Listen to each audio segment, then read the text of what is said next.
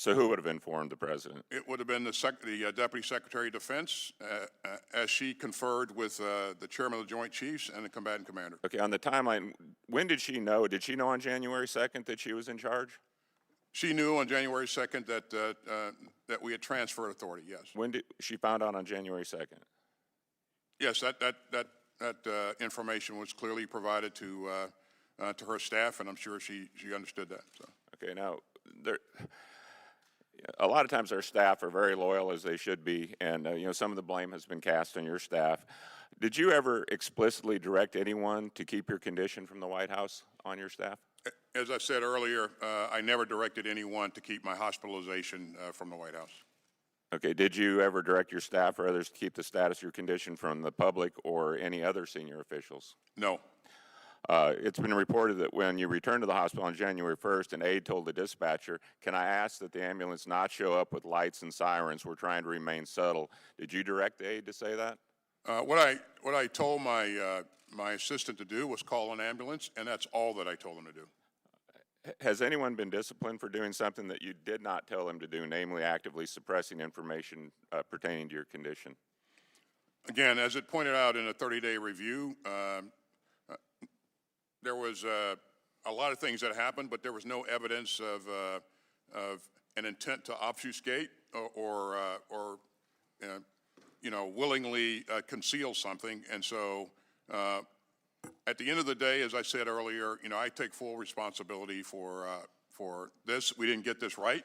We put the procedures in place to ensure that this doesn't happen again. Okay, well, I respect that you take full responsibility. Let me ask you this, Secretary, and I'll finish with this. If a member of the armed services fails to report for duty and went missing for 4 days without informing their superior, they would likely face repercussions, isn't that correct?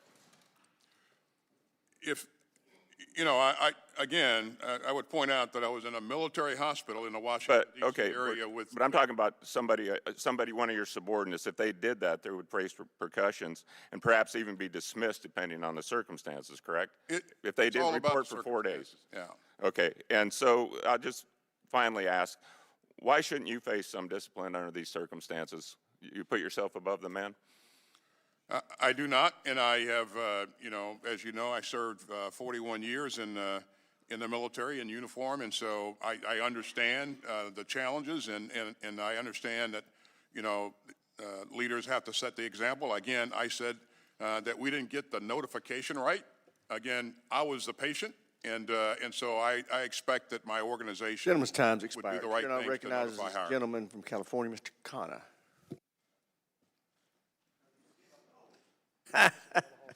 Mr. Carvajal is here.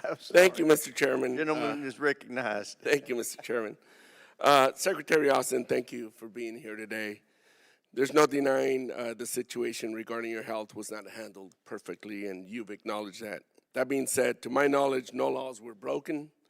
There was no lapse in your ability to carry out your duties as Deputy Secretary Hicks was transferred authority in a timely manner. And it does remind me of when Democrats were in charge in October 2020, when then President Trump was telling the American people, downplaying COVID, telling the American people not to take the vaccination, telling the American people not to take certain treatments, but rather maybe Clorox or some things like that. And then lo and behold, he got really ill and was taken to Walter Reed.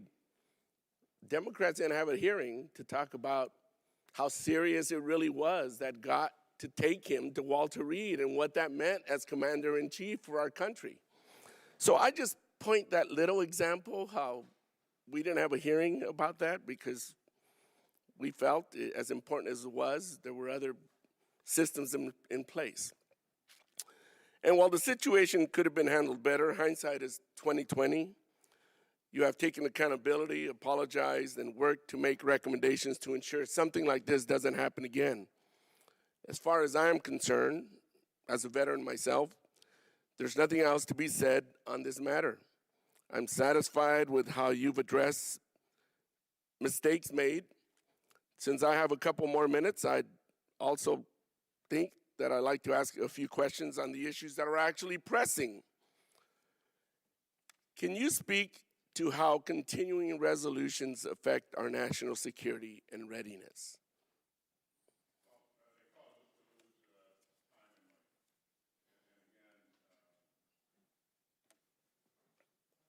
Sorry, they cause us to lose time and money.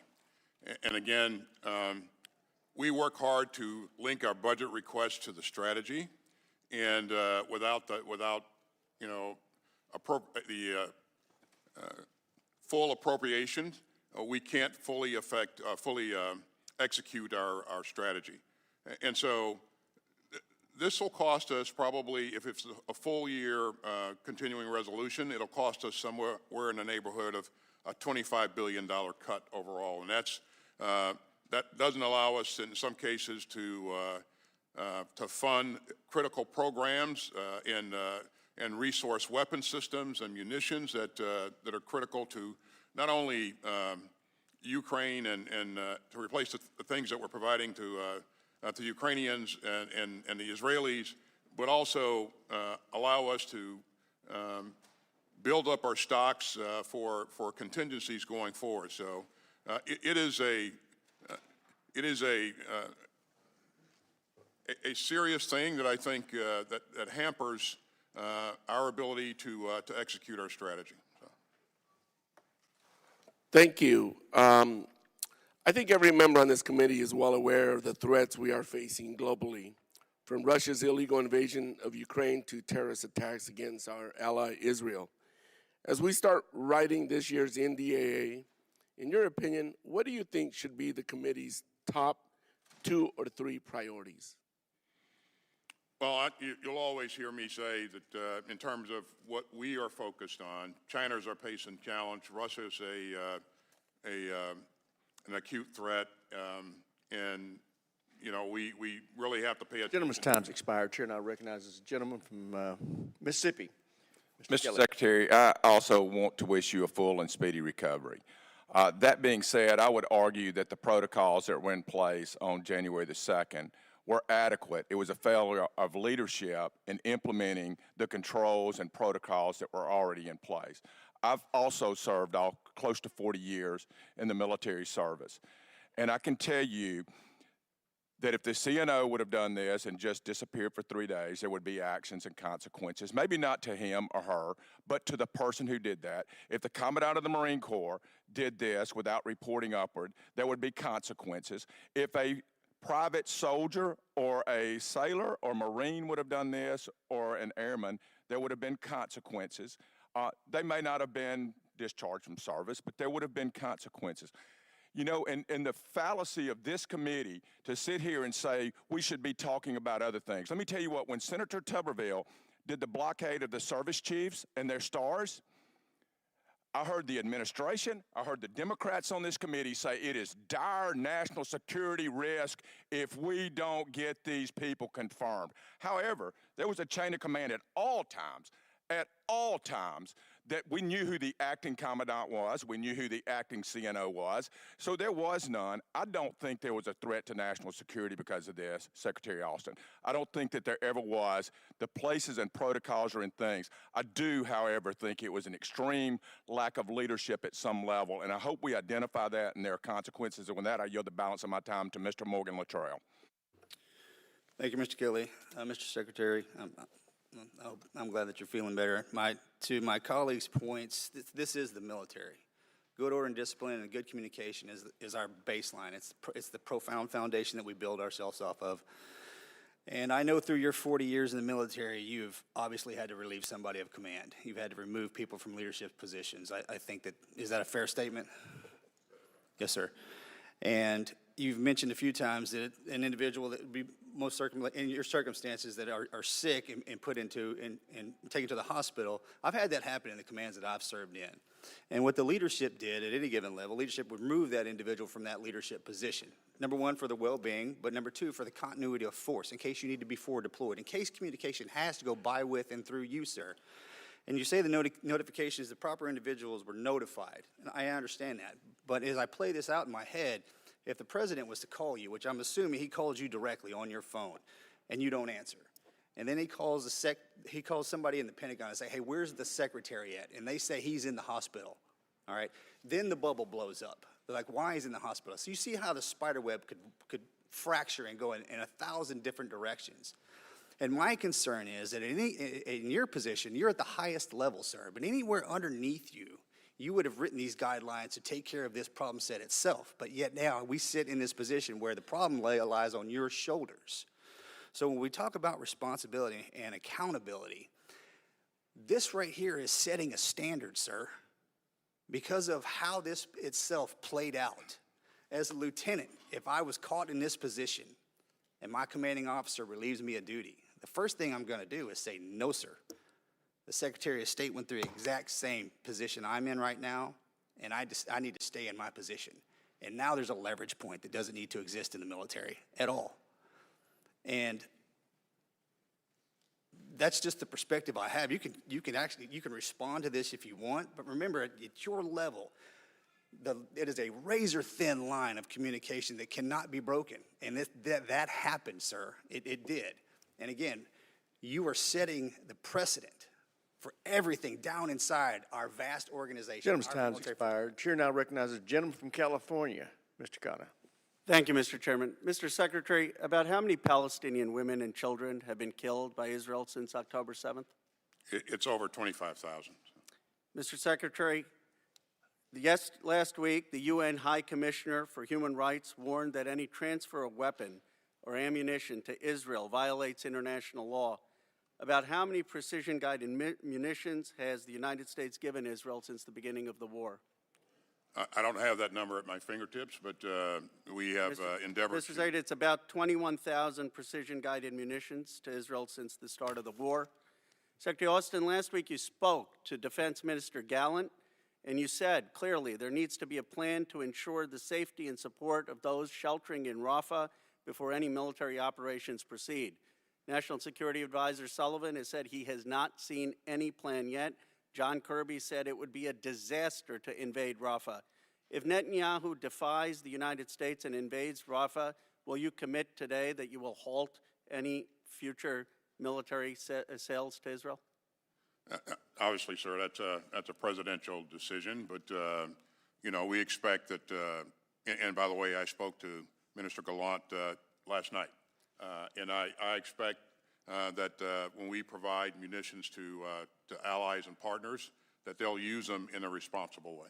But would you make a commitment that they defy what we're saying and they violate international law, by the way, which is opposed to National Security Memorandum 18 and National Security Memorandum 20, that if they don't do what we're saying, that we would halt those arms sales or transfers? Again, the decision to halt the provision of security assistance would not be mine. It would be. What would you recommend? Well, I certainly, again, I really do expect that they utilize the weapons that we provide them in a responsible way, and then if they don't. Sir, I just want to, for time purposes, it seems to me if they're defying what you're telling them, what Kirby's telling them, what Sullivan's telling them, that wouldn't be responsible. Cindy McCain, the head of the World Food Program, has said that the Palestinian children are starving. Extremist settler Stomrich, Israel's finance minister, stopped American flour, which our taxpayers paid for to get into Gaza.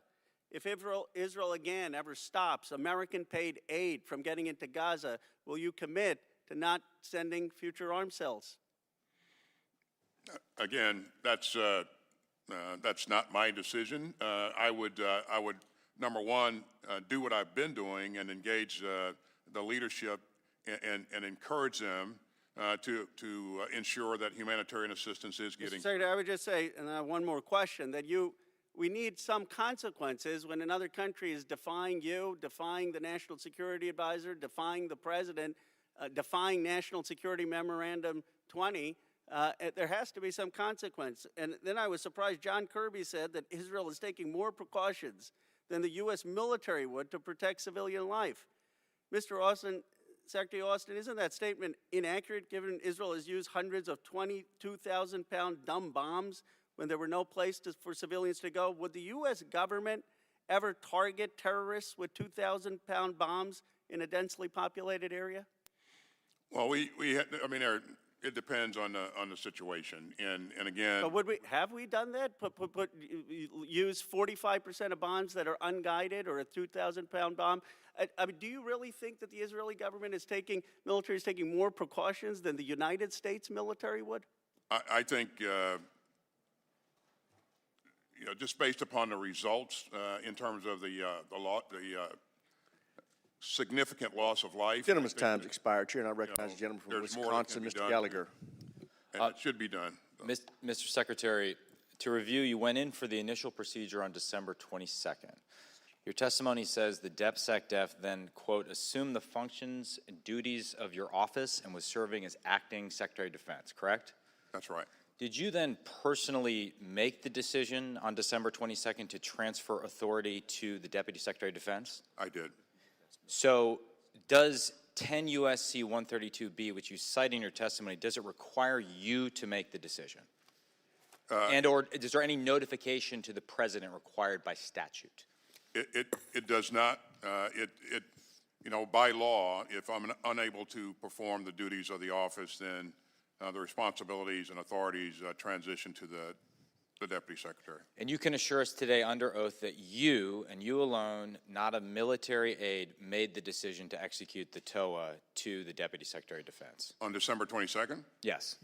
That's right. And I instructed my assistants to put the process in place. Thank you. What prevented you at that initial hospitalization, which was a planned procedure, from telling the president, albeit privately, about your condition, that you had cancer? As I said, a diagnosis of cancer is a very personal and deeply troubling issue, and it's one that, quite frankly, I described it as a gut punch, and again, I didn't want to burden the president with one of my personal issues, but I've also said that I didn't get this right. I should have informed him. I should have talked to him about it, and I have since talked to the president. I have apologized, and he responded with a warmth and empathy that anybody who knows Joe Biden. I have limited time. I'm sorry. I don't mean to be rude. You said you just said you expect your organization in early questioning to do the right thing and notify higher. But when you initially went in, it was not your intent or expectation to notify higher. You didn't expect your organization to notify the president, correct?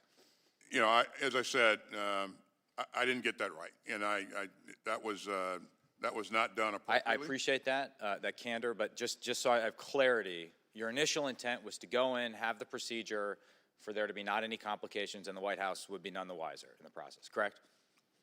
We didn't. I didn't instruct anybody to notify anyone. That's right. So it is not the fault of your organization or an aide not to notify higher, at least in that initial case.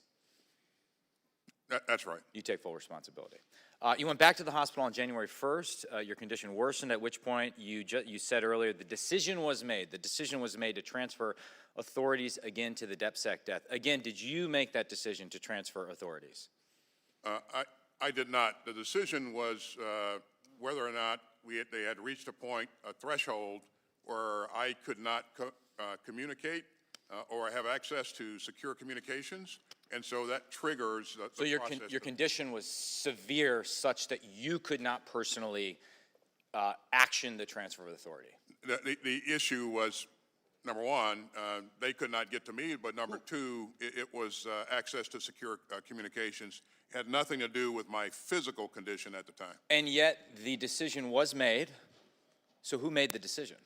Well, as my assistants conferred, they agreed that we had reached that threshold and they should put the process in place, and they did, and I think it was the right decision. So your military assistants made the decision to transfer authorities to the Deputy Secretary of Defense? The military decision, the military aides made the decision to without any initiate the process, right? In the chain of command? Yeah, I mean, the law says that if I'm unable to... Gentleman's time's expired. Chair now recognizes the gentlelady from Pennsylvania. Mr. Secretary, thank you for coming here and for sitting with us. And I wish you good health and a speedy recovery. We had a conversation earlier this week where I expressed my disappointment in some of the decisions that were made by you and by your team and my personal experience being a young lieutenant in the military and what I would have expected my own self to do in those circumstances. But that's not what we should be talking about today. What we should be talking about is, rather than your health or those decisions that were made around them that are putting us as a nation and us as a world in peril, rather the inactions of Congress right now, and specifically this House right now, and specifically the Speaker of the House, Mr. Johnson, right now, is putting us and this world in peril. Last evening when I left votes, it was dark and it was raining, and I was intercepted by some people with Ukrainian flags, and one held a sign that said, "It's 1939 again." And it really struck me and literally brought tears to my eyes, because it really genuinely is, and not an exaggeration to say that it's 1939 again. When I was in Lithuania earlier this month with one of the undersecretaries of Ministry of Defense, he also was near tears with his concern about what would happen if Ukraine fell and what would happen to places like Lithuania, Estonia, Moldova, and Europe. When I was recently in the Horn of Africa with a gentleman who had served honorably in our military and was now a contractor with our defense services, he bemoaned, was worried about the fact that he would not allow his now 15-year-old ever to serve in the military for fear that he would die in combat. Because I believe he was thinking that because it is indeed 1939 again. So what are we doing? We are sitting here for hour upon hour of work, of time that the 50 of us and the 435 of us could be spending voting on things like Ukraine and the Ukraine supplement, so that we can prevent 1939 from happening again. So my questions to you, real briefly, is whether you could reflect on how our allies are perceiving this from a DoD's perspective, and whether you are concerned whether Russia might continue on in its war in the continent, and whether she is watching. Our allies are troubled by the message that we're sending in a failure to support Ukraine, and certainly it has impacted the morale of the Ukrainian troops. It is if we continue down this path, it'll be a gift to Putin, and we certainly don't want that to happen. And then as others look at this, they will question whether or not we are a dependable ally or dependable partner. And that's very troubling for us as well. So I only have a little bit more time, and I don't frankly think I need all of it, because in hours, just mere hours, this House will adjourn yet again, having accomplished literally nothing. We will not have voted for the supplemental. We will not have voted to support you in the DoD through proper appropriations. History will and history should judge us, our inactions. I really don't want to be right. I really don't want this to be 1939 again. I just want to be able to vote on the supplemental and on funding our government.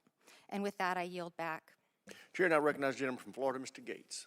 You didn't tell the president that you had cancer, that you were being treated for cancer, or that the treatment for that cancer had gone wrong, because you saw it as personal and medical. And I think a lot of us have empathy for you in that regard. But now that you see how personal medical decisions are, will you call for the re-recruitment, restoration of full rank and back pay for the 8,600 service members who were vax mandated out of the military? No, I won't. So on March 4th, 2021, you authored a memo. It was entitled Message to the Force. And in that memo, you said that there would be clear and swift accountability for anyone who didn't meet the highest standards of the Department of Defense. Now, however this worked out, we all acknowledge that what you did here didn't meet the highest standards, right?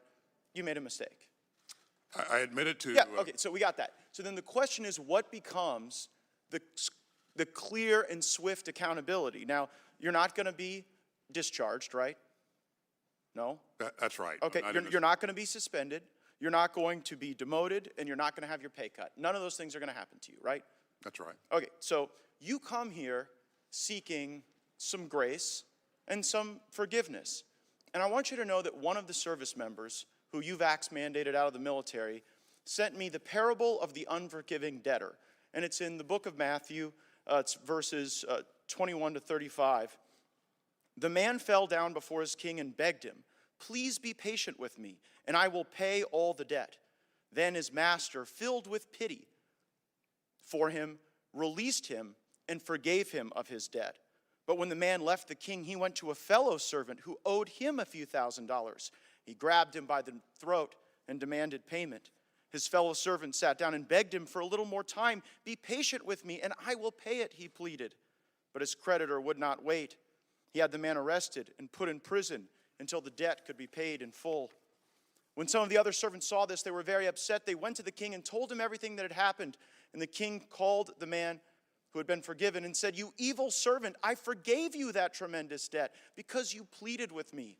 Shouldn't you have mercy on your fellow servant, just as I had mercy on you?" Then the angry king sent the man to prison to be tortured until he had paid his entire debt. Mr. Secretary, you come to us seeking forgiveness, but you offer none. And it seems as though the pattern is repeated. You make a mistake, like on the vax mandate and here regarding your notification, then you get busted. President Biden had to sign something into law reversing your vax mandate. You got busted here, not because you came forward, but because we learned of this through other means. And then after you get busted making a mistake, you want that benefit, but you don't want to extend it to others. This isn't swift or clear. You're not meeting your own standards that you set for yourself. And you say that the DOD is a learning organization. Haven't you learned yet that the military is weaker, not stronger, with the 8,600 people that you vax mandated out of the military? Just one point, Congressman. The reason I'm here is because the chairman requested that I appear to talk about the circumstances surrounding my hospitalization. But don't you see the hypocrisy in it? Because you screwed up, we fix your screw up, and now you want grace. But these people who sought religious exemptions, they got no such grace. And also, I just think it's ridiculous that we're in 3 wars. You went AWOL for 3 days, and we get 2 hours with you. If you can't spend more than 2 hours answering these questions, I don't know how you really operate in all these wars. Gentleman's time's expired. Chair now recognizes the gentleman from Massachusetts who the chair inadvertently skipped. You're recognized, Mr. Keating. Thank you, Mr. Chairman. And Mr. Secretary, thank you for sharing your success and your treatment with us, coming from a family that has seen the tolls of cancer take their lives, as well as cancer survivors come through their lives, including prostate cancer. I'll take every opportunity to encourage people to get screening and treatment themselves.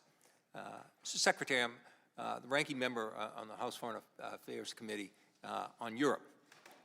And each week I see multiple leaders, foreign ministers, ambassadors, colleagues in Parliament. Not a week goes by where I don't literally see at least 20 of and talk to 20 of these people when we're here. And I want to assure you of one thing. Not one of those leaders asked where you were for 3 days. What they're asking is, where has America been for the last 3 months? Now, I assure them the votes are there to help Ukraine. All that's lacking is for the Speaker of the House to put a simple vote up or down on the floor. Now, Mr. Secretary, you've acknowledged your responsibility. You've held yourself accountable. You've made changes to rectify that. We in this House right now have to be held accountable. If we're to keep democracy alive abroad, we can't have it die right here at home in this House by not taking a basic democratic vote. The greatest threat to our transatlantic democracy since World War II is occurring right now. In World War II, we lost over 400,000 Americans giving their lives, not even mentioning those injured, those sacrificed from home, those whose marriages were broken up, to preserve democracy in the transatlantic sense and usher in the greatest period of peace and prosperity of modern times. Right now, we are just mere stewards compared to their sacrifice, and it's a sacrilege to their memory and a danger to young American men and women who might be deployed, given our Article 5 NATO responsibility in a future war, not to act, and act immediately.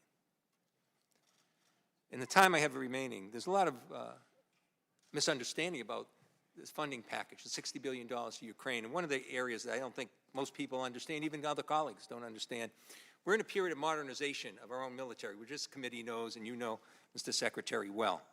And we're phasing out the old assets. We're bringing in the new up-to-date assets that we have to do to compete with China and the other threats we have.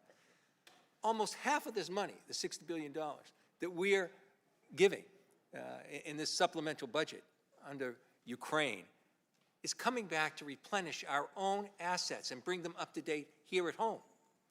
It's really serendipitous. We're phasing out things that are useful to them that we're not going to use. We're now going to replenish our own with American manufacturing, with American jobs, for American security. Can you take a few minutes to just comment on that? I don't think people realize that where this money is actually going to end up.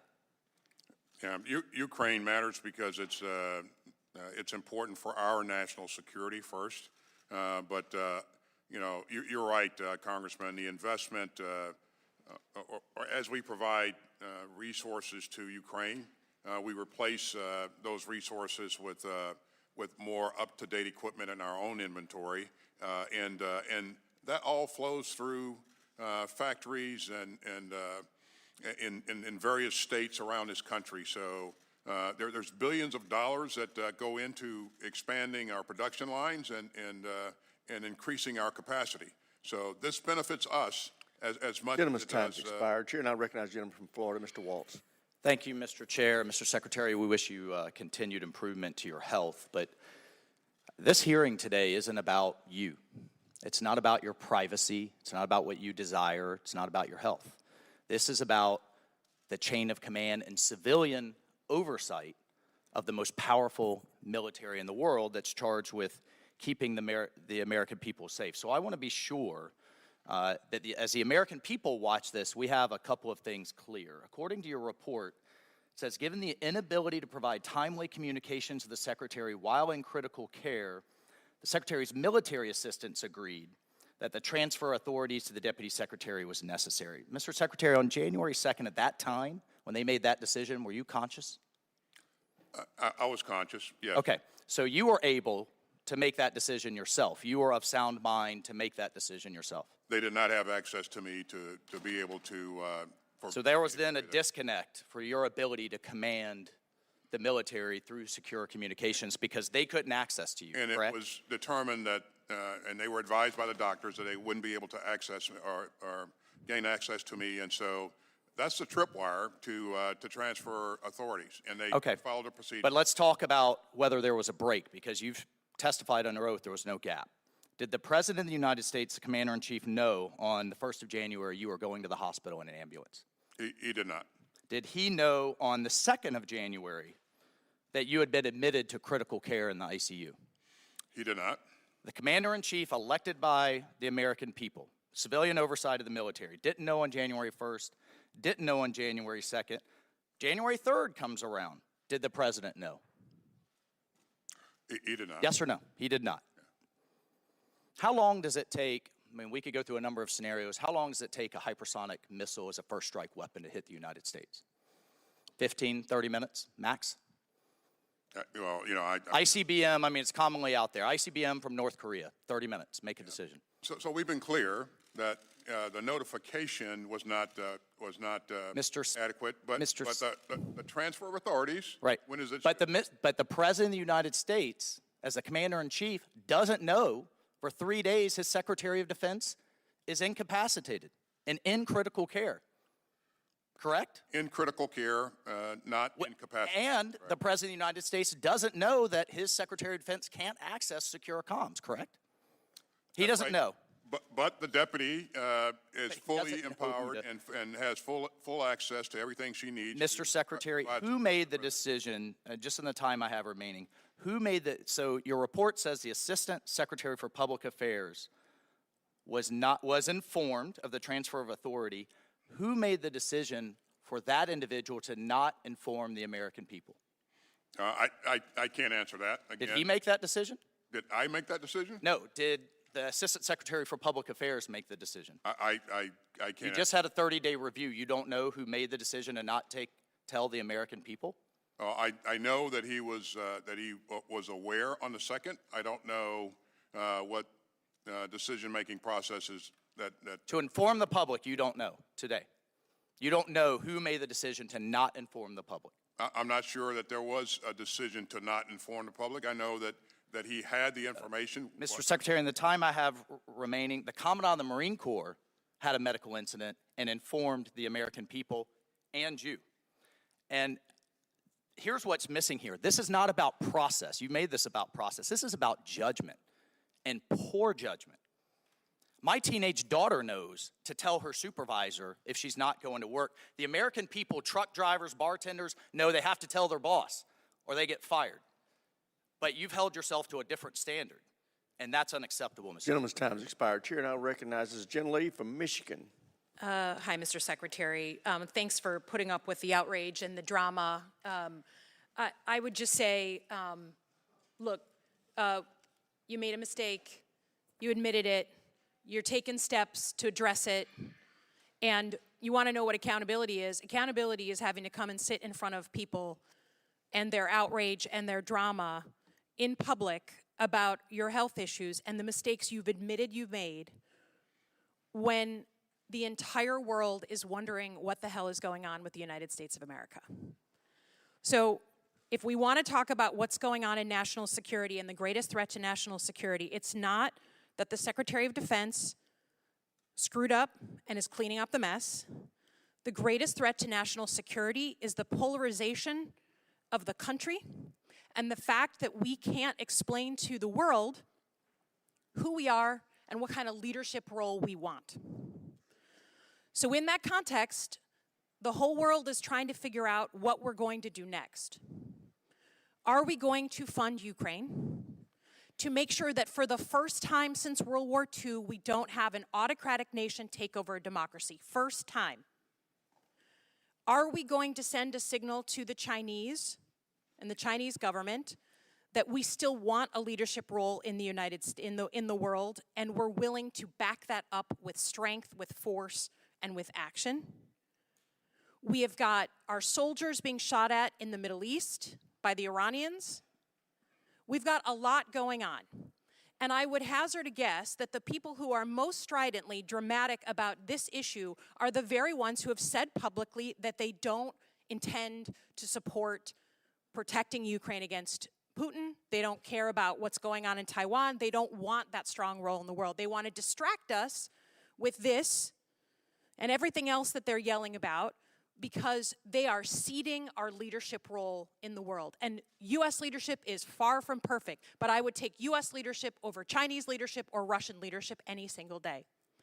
So watch the outrage, and you can correlate that to how much they don't want to talk about their sucking up to their whoever, political masters, and denying the United States of America its leadership role that it has held since World War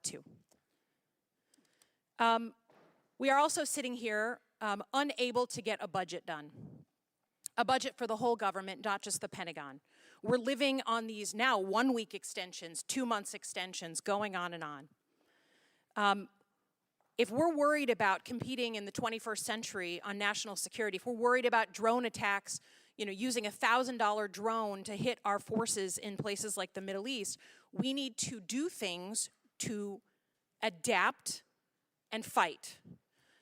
By not passing a budget for next year, the Pentagon is unable to do anything new. They're unable to start anything new. They're just holding on week by week, month by month, while we screw up our national security because we can't get our own house in order. This committee has always been a real calm in the storm when it comes to bipartisanship. So I would ask that when we come back together in a month and have a hearing with the Secretary, we focus it on the things that are actually important to national security, instead of denying this man the apology that he's made, the mea culpa that he's made, and get on to the business of the American people. I yield back. Gentlelady's time's expired. I would make the point that the chairman decided to call this hearing, and there is no stronger proponent of Ukraine funding than the chairman. Chair now recognizes the gentlelady from Michigan. Thank you, Mr. Chairman, and thank you for being here today. I just want to clear up a couple things that I think is really important, because we talked a lot about changes to the process You spoke earlier, you're going to make 8 changes to the process. I think that's part of the problem, is we spend all this time putting together processes, but unless we're willing to follow them, the processes are really irrelevant. So I guess my first question is, you admitted that it wasn't really the process that was the problem, it was you, correct? I did not admit that. Oh, okay, then I misheard, I apologize. So what error did you make, if any?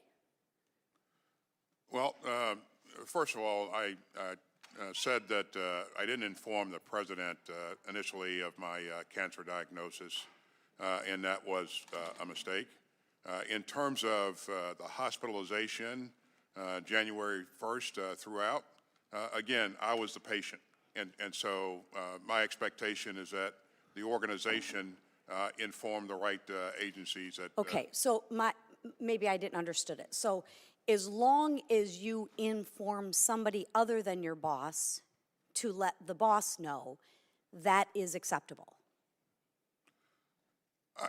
You know, certainly informing the chief of staff, the White House, the National Security Advisor, I think they would immediately inform the president. So yes, so it really wasn't your fault, it was the staff's fault. So you informed the staff made an error not to inform the president. I'm just trying to connect the dots. No. No, okay. The president, my chief of staff informed the National Security Advisor on the 4th of January, and then that notification followed through to the president.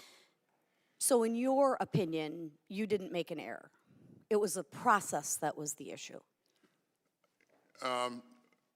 We didn't get this right. Again, okay, I'm just trying to find where the blame lays. Critical care at from the 2nd to the 4th. Okay, so it wasn't your fault. It was the staff's fault. Well, I didn't have access to any kind of communications during that time. You didn't have a phone, nothing. No. Okay, that's interesting. Maybe we should reform the processes at the hospital to allow phones in there. But okay. My question is, because it doesn't seem like we're taking a lot of accountability, which I thought I heard at the beginning, so my apologies to the American people for that.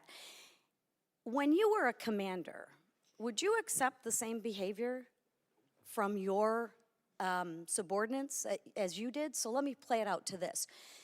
You had an enlisted man, a soldier, person. They went in for treatment, and they didn't tell you, the commander.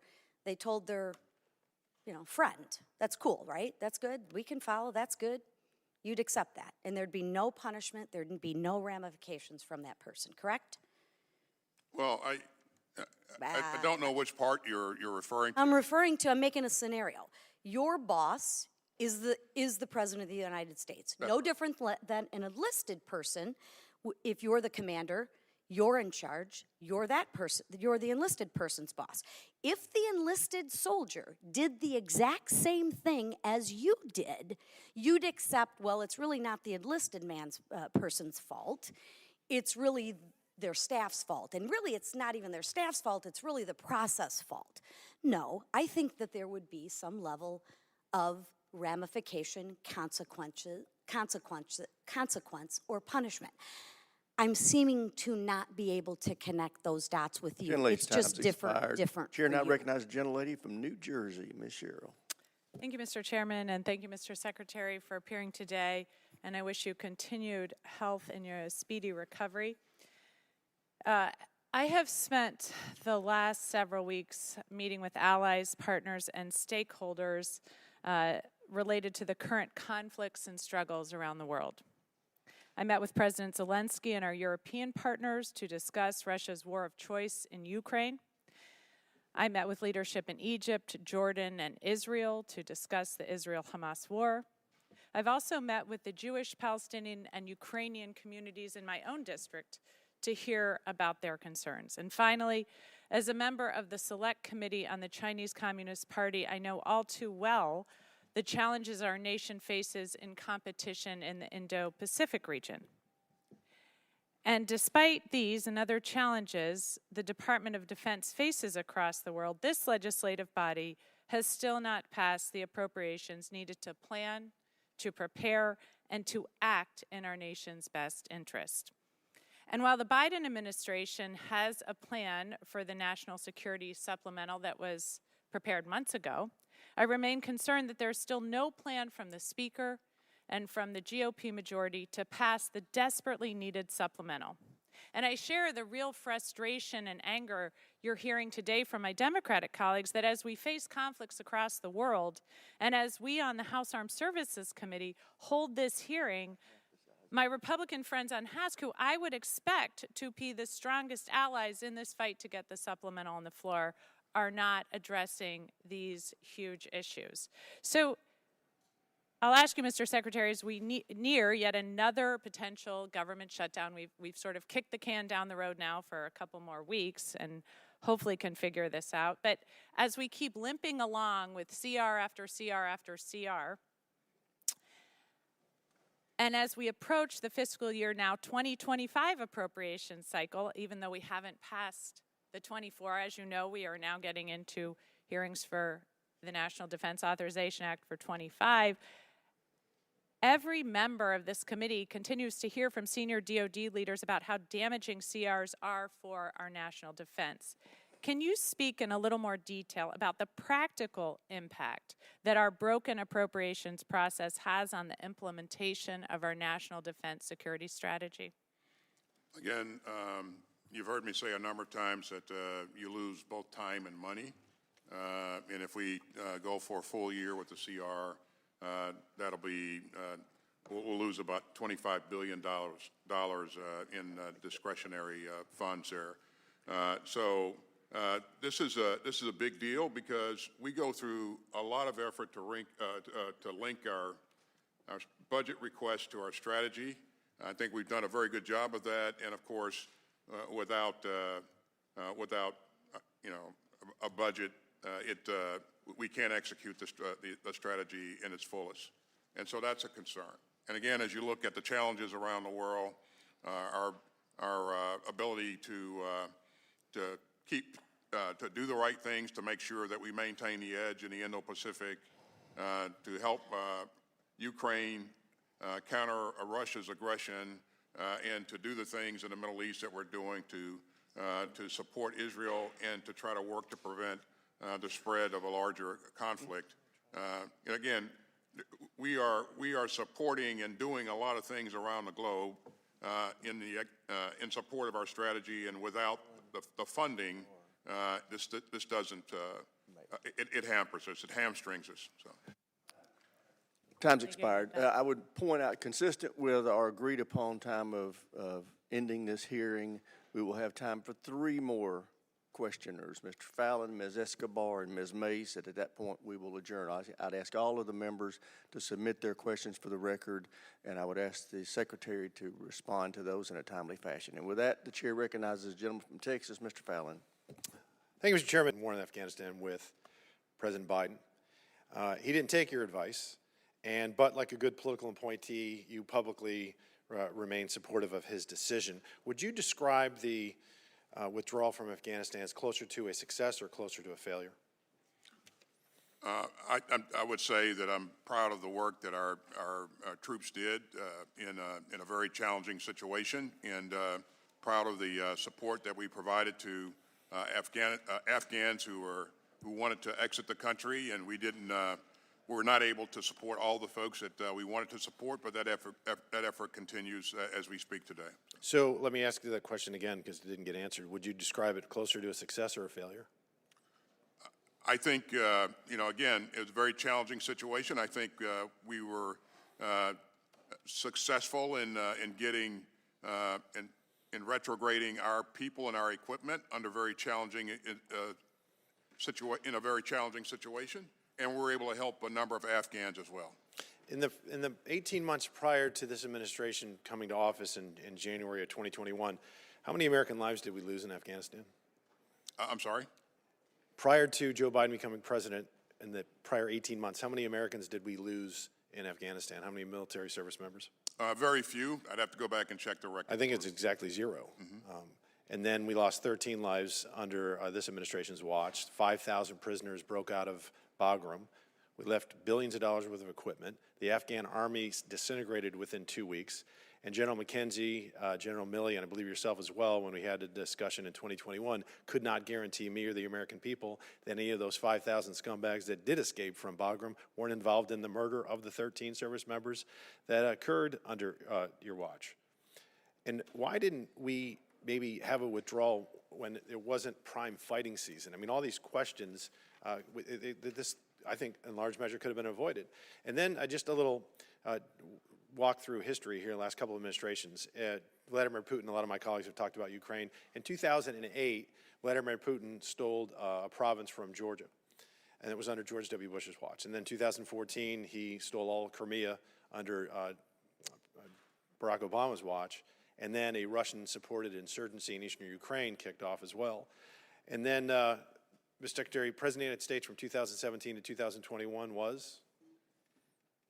Do you are aware who that was? 2013. 17 to 21.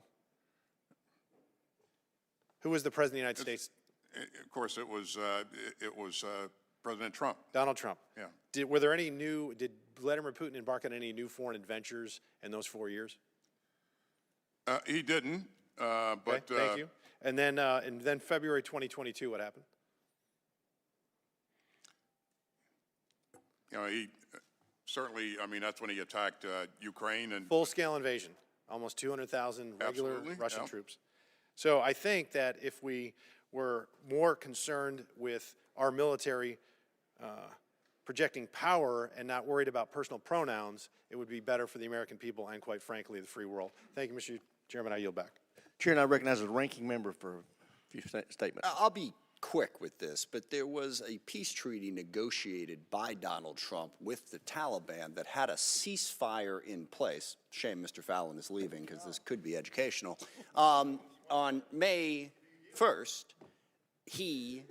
well, sometimes you can learn from listening too. I know it's a shocking concept. That peace treaty expired in May of 2021. The reason there were no casualties is because President Trump had promised the Taliban that we would leave, and therefore there was a ceasefire. Come May of 2021, if we were not gone, that ceasefire would have expired.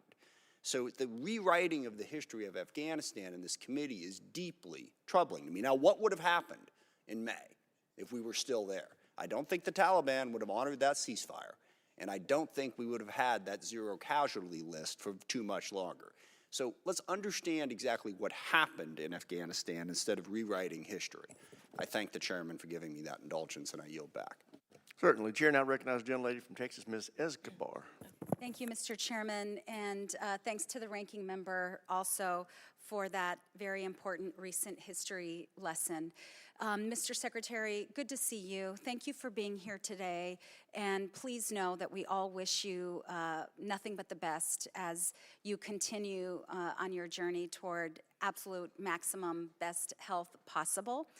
I also want to thank you for the acknowledgement of, in retrospect, what could have been done better, and for the 30-day assessment. I'd like to give you the opportunity to assure the American people who are watching what lessons were learned in that 30-day review, and looking forward, what can and will be done better. Well, the importance of prompt notification of key leaders, of a senior leader being ill or being hospitalized, and the importance of everyone in the chain, in the environment, understanding of the policies and procedures, and are able to put those into play right away. And we put measures in place that ensure that, first of all, people are aware of the policies and procedures, and they execute them. We had an opportunity to put this in play on February 11th when I went back to the hospital, and prompt notification was made. Transfer of authorities was made promptly, and again, I reassumed my responsibilities on February 13th. So we'd already put things into place by February 11th before the 30-day review came out, And then when the 30-day review made recommendations, 8 recommendations to me, we're going to take those recommendations on. We've already executed 2 of them, and the other 6 we're promptly pursuing. Thank you so much, Mr. Secretary. I think it's always so important for us to exercise judicious oversight and make sure that we learn lessons and do better going forward. And I really appreciate that succinct description of the lessons learned and the assurances to the American people. Like many of my colleagues, I had the incredible privilege of attending and participating in the Munich Security Conference recently, and was in the meeting with President Zelensky as we discussed the situation in Ukraine and the fact that this body has not done its job in ensuring that we vote on and pass the supplemental request by the President. I'd like for you, just in this last minute, so that the American people understand why this is so important for us to provide support to Ukraine. 3 years down the line, 5 years down the line, if Ukraine falls to Putin, what is in that future for all of us? Well, thank you, and thank you for your support of the supplemental. If Ukraine falls, again, Putin won't stop there. He will just continue to move forward and attack and take on the sovereign territory of his neighbors. And so, if you're a Baltic state, you're really worried about whether or not you're next. And so they know Putin. They know that what he's capable of. And quite frankly, if Ukraine falls, I really believe that NATO will be in a fight with Russia. Gentlelady's time expired. Chair, and I recognize the gentlelady from South Carolina. Thank you, Mr. Chairman, and thank you, Secretary Austin, for being with us today.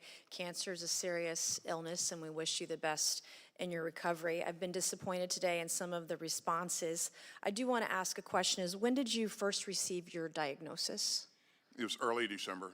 And then who did you tell? Did you tell your staff when you received the diagnosis? I did not. Again, as I said earlier. Did you tell your staff you received the diagnosis, yes or no? No, I did not. Okay. When did you learn that you needed surgery?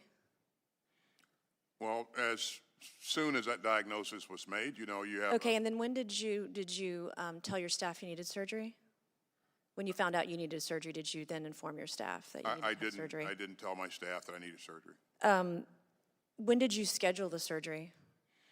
It was mid-December. Okay, and that was the December 22nd surgery? Yes.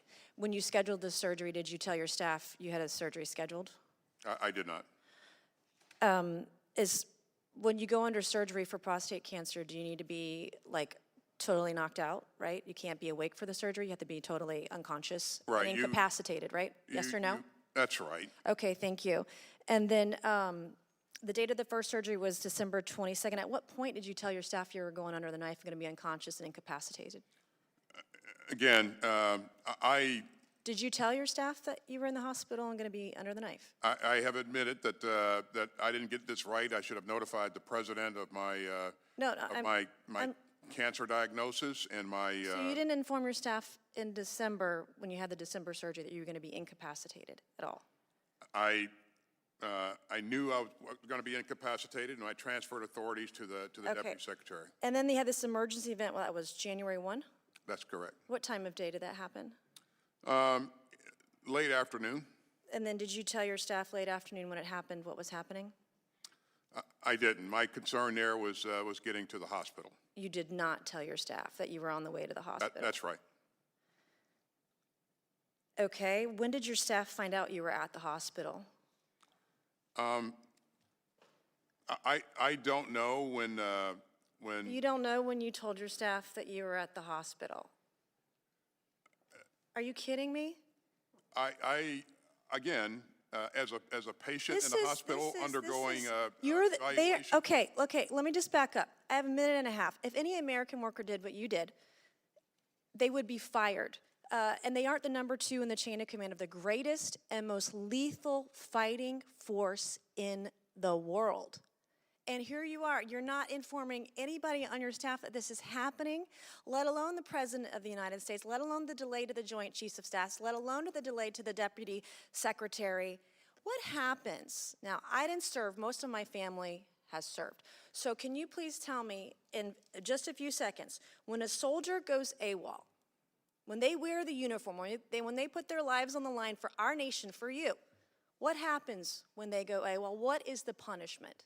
Well, I wouldn't equate my going to the hospital and receiving treatment Being as going AWOL. incapacitated as a secretary here, yes, is going AWOL. So you don't equate disappearing, being incapacitated with being AWOL.